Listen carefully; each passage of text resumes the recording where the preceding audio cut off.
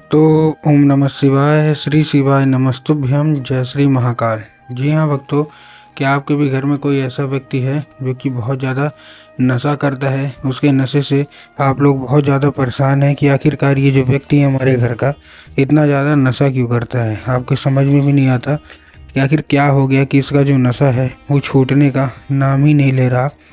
तो आपको परेशान होने की कोई भी आवश्यकता नहीं है, क्योंकि आज जो मैं आपको उपाय बताने वाला हूँ, अगर आपने इसको ध्यान से सुन के और अच्छे तरीके से कर लिया तो अवश्य रूप से आपके घर का जो कोई भी व्यक्ति है, जो कोई भी सदस्य है, जिसका भी जो नशा है वो नहीं समाप्त हो रहा, तो अवश्य रूप से उसका जो नशा है ना वो समाप्त होगा ही होगा। क्या करना है, कैसे करना है, पूरा आपको बताने वाला हूँ और अच्छे तरीके से आपको समझाने वाला हूँ। तो एक एक चीज़ ध्यान से सुन के और अच्छे से करिएगा ज़रूर कि आपको करना क्या है। ठीक, देखिए आपको भी पता है कि पूज्य गुरुदेव की जो कथा होती है उसमें लाखों की भीड़ आती है। कैसे भीड़ आती है? लाखों की भीड़ आती है। और जब गुरुदेव की कथा में लाखों की भीड़ आती है तो वहाँ ज़्यादातर जो भक्त होते हैं ना, वो क्या करते हैं, पत्र के द्वारा अपनी इच्छा और पत्र के द्वारा अपनी मनोकामना गुरुदेव तक पहुँचाते हैं।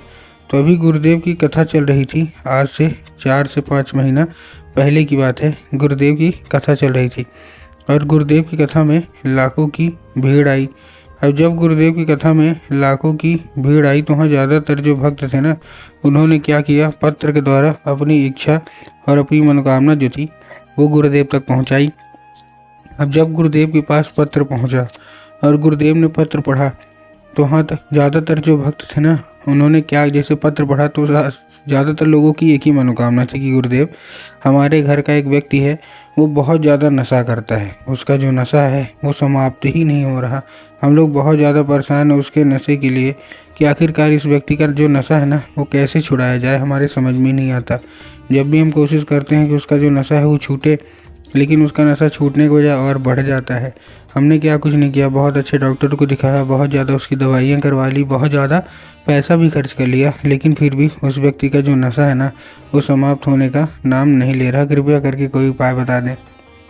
अब जब गुरुदेव ने ये देखा तब गुरुदेव ने 2 से 3 उपाय बताए और कहा केवल ये उपाय कर लेना, तुम्हारे घर का जो कोई भी व्यक्ति है जो कि नशा करना नहीं छोड़ रहा, तो अवश्य रूप से उसका जो नशा है ना वो समाप्त होगा ही होगा।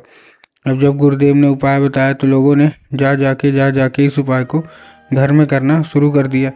अब जैसे ही लोगों ने जा जाके इस उपाय को घर में करना शुरू कर दिया, वही लोग गुरुदेव की कथा में मात्र 1 से 1.5 महीने के बाद वापस आए। अब जब वही लोग गुरुदेव की कथा में वही लोग वापस आए तो उन्होंने क्या किया, फिर से एक बार गुरुदेव को पत्र लिखा। लेकिन ये वाला जो पत्र था ना, ये गुरुदेव को धन्यवाद के रूप में पत्र था कि गुरुदेव धन्य हो आपका, आपके द्वारा बताया गया उपाय हमने कर लिया है, हमारी सारी इच्छा और सारी मनोकामना जो है ना वो पूरी हो गई है। हमारे घर का जो व्यक्ति था जो कि बहुत ज़्यादा नशा करता था ना, उसका जो नशा है वो समाप्त हो गया है, आपका कोटि कोटि धन्यवाद। तो देखिए, जो लोग भी मेरी आवाज़ अभी सुन रहे हैं ना, अगर आपको भी जानना है कि आखिर ऐसा कौन सा उपाय है जिसको करने मात्र से इच्छा मनोकामना जो है वो पूरी हो जाती है, तो चलिए हम बताते हैं आपको आज की इस वीडियो के माध्यम से कि आपको करना क्या है। तो बस उपाय ध्यान से सुन के अच्छे से करिएगा ज़रूर। लेकिन उसके पहले चैनल पर अगर पहली बार आए हैं और आवाज़ मेरी पहली बार सुन रहे हैं तो वीडियो कर दें लाइक और चैनल को भी कर लें सब्सक्राइब, ताकि पूजनीय पंडित प्रदीप जी मिश्रा के रोज़ नए नए उपाय मैं सबसे पहले आपको प्राप्त करा सकूं। ठीक, तो देखिए जो हमारा सबसे पहला उपाय है, इस उपाय में आपको करना क्या है, 3 काली मिर्च और 1 धतूरे से उपाय करना है। इस उपाय को करने के लिए आपको क्या चाहिए बता रहा हूँ, 3 काली मिर्च और 1 धतूरा। देखिए सबसे पहले तो काली मिर्च और काली तिल में ना बहुत सारे लोग कंफ्यूज होते हैं कि काली मिर्च क्या है, काली तिल क्या है, हमको थोड़ा साफ साफ बताओ। तब गुरुदेव ने बताया कि आपको लेना क्या है, केवल और केवल आपको लेना है काली मिर्च। ठीक, काली मिर्च ले लिया। अब आपको क्या चाहिए, 1 धतूरा ले लीजिए और उसी व्यक्ति के हाथ में दे के भेज दीजिए कहाँ, सीधा सीधा शिव मंदिर। अब जैसे व्यक्ति शिव मंदिर पहुँचेगा उसको बोलिएगा कि दक्षिण दिशा में खड़ा हो जाए और उत्तर की ओर अपना चेहरा कर ले। अब देखिए दक्षिण और उत्तर में भी ना बहुत सारे लोग कंफ्यूज होते हैं कि दक्षिण क्या है उत्तर क्या है, हमको थोड़ा साफ साफ बताओ। तब गुरुदेव ने साफ साफ बताया है कि आप जिस भी शिव मंदिर जा रहे हैं उसी मंदिर का जिधर साइड जलाधारी हो, आपको अपना चेहरा उधर साइड करके खड़े हो जाना है। ठीक, खड़े हो गए। खड़े होने के बाद आपको क्या करना है, एक नाम लेके, कौन सा, महादेव का बहुत ही सुंदर सा नाम है श्रम्भेश्वर महादेव। तो आपको करना क्या है, केवल केवल श्रम्भेश्वर महादेव का नाम लेके और उन्हीं का स्मरण करके आपको अर्पित कर देना है बस। पूज्य गुरुदेव कहते हैं कि अगर आपने ऐसा कर लिया तो अवश्य रूप से इच्छा मनोकामना जो है ना वो पूरी होगी ही होगी और उस व्यक्ति का जो नशा है वो समाप्त होगा ही होगा।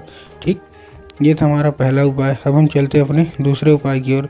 अब देखिए जो हमारा दूसरा उपाय है, इस उपाय में आपको करना क्या है। जो दूसरा उपाय है, इस उपाय में आपको सबसे पहले चाहिए क्या, इस उपाय में जितनी भी महिलाएं हैं ना, जिनका पति नशा करता है, जिनका बेटा नशा करता है, जिनका भाई भतीजा या घर का कोई भी व्यक्ति नशा करता है, उसको आपको क्या करना है। देखिए इस उपाय में आपको सबसे पहले 1 लोटा जल चाहिए और 1 लोटा जल के साथ साथ आपको क्या चाहिए, 3 बेलपत्र चाहिए।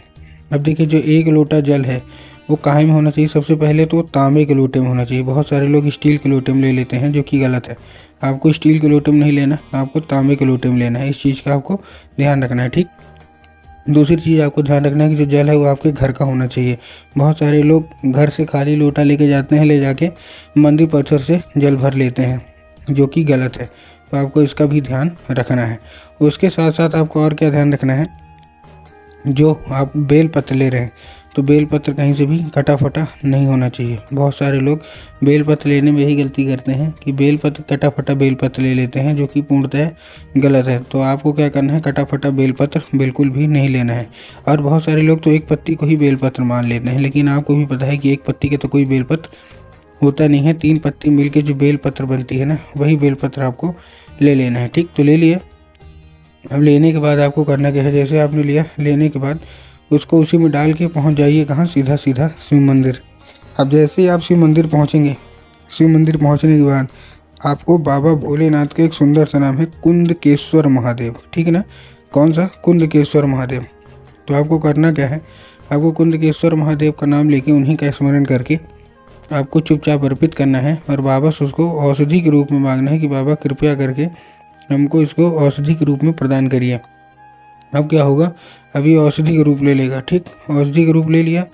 अब क्या करना है, 5 मिनट तक आप खड़े रहिए। फिर जब वो जलाधारी से नीचे गिरेगा तो आपको उसको उठा लेना है, मतलब किसी दूसरे पात्र में, मतलब कोई भी कटोरी हो, गिलास हो, आपको उठा लेना है। और उठाने के बाद आपको क्या कर देना है, ले आना है घर। घर लाने के बाद आपको उसी व्यक्ति को पिला देना है जो कि बहुत ज़्यादा नशा करता है।